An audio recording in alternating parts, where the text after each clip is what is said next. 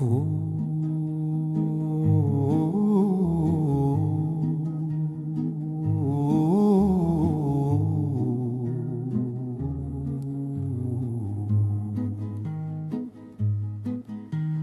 malet e ashpra ku gjithmonë frynë ter liri,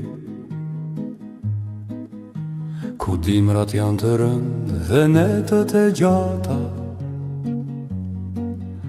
jeton të një njeri me zemër të madhe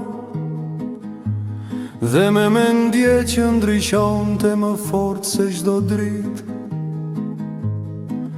Ishte koha e viteve të 70-ta, kur fshati jeton të mes maleve, gurve, tokës dhe mundit, pa shtylla rryme, pa rrymë, pa dritë. Por me njerëz të mirë, me zemra të mdha, dhe me një burr që pa shpresë atje ku të tjerët shinin tërë. Kur nata binte mbi fshat, njerëzin ndiznin qirinj e lampa vajguri dhe shikonin horizontin e erët. Askush nuk besonte se fshati mund të ndriqohej.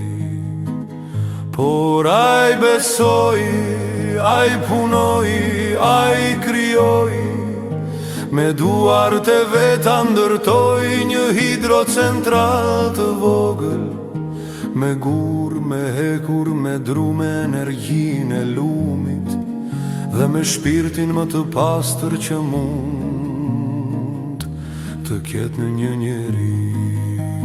Natën dhe ditën punoj me djersën në ball dhe me dritën në mendje, dhe erdhi dita dërsa mali heshti, dërsa lumi po rrifte i heshtur nën hën. Turbina u rrotullua për herë të parë dhe një shkëndi e vogël u ndez në errësirë. Fshati u ngrit në këmbë, dritaret u qelën, syt u mbushën me lot gëzimi. Për herë të parë pas shumë brezash, teri natës u thye nga drita e njeriut. Për gati 20 vite fshati jetoj në dritën që solli Rufat Aliu. Fëmijët mësonin në dritën elektrike, nënat gatuanin pa frik nga teri, pleqt rinin në oda me dritë, dhe lumi vazhdonte të këndonte për të. Drita ishte jeta e tij dhe drita u bë trashëgimia e tij.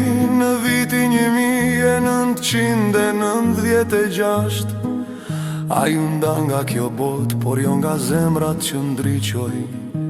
Fshati nuk e harron, edhe maleve u mungon, e koha e ruan si një thesar, sepse jo të gjithë burrat bëhen dritë, vetëm ata që lindin për të lënë gjurmë.